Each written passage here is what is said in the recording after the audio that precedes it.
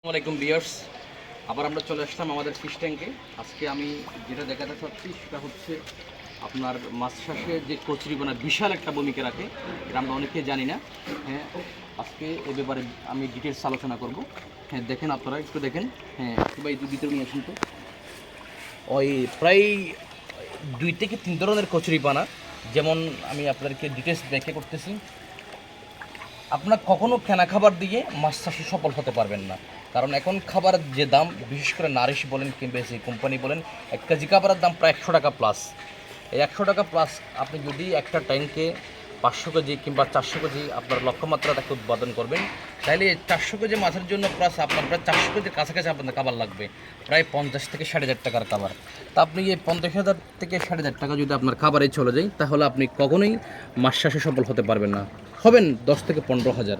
আমি যে উপায়ে খাবারের বিকল্প খুঁজে নিই সেটা হচ্ছে এই ফেনা।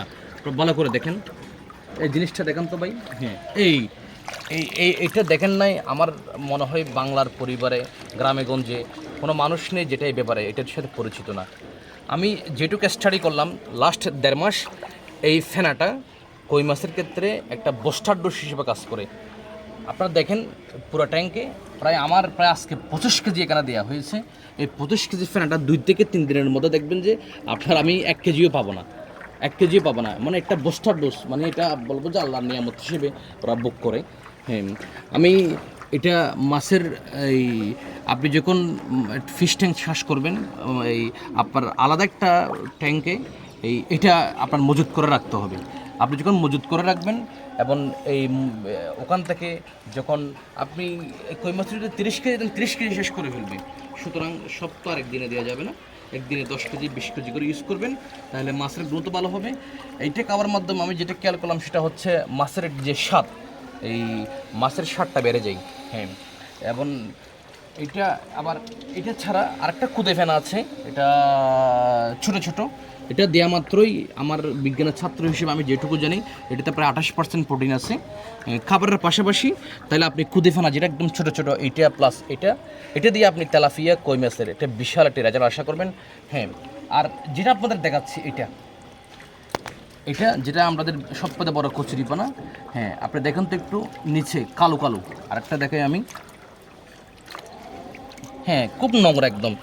এটা হচ্ছে আমার স্টাডি বলে, এই আপনি যখন এখানে ডেলি খাবার ইউজ করবেন 15 কেজি 10 কেজি, যে একটা বর্জ্য অ্যামোনিয়া গ্যাসটা এবং এই শিকড়ে এমনভাবে সেটাকে ছাক করে ফেলে, টেনে ফেলে, একটা ফিল্টারিং হিসেবে কাজ করে।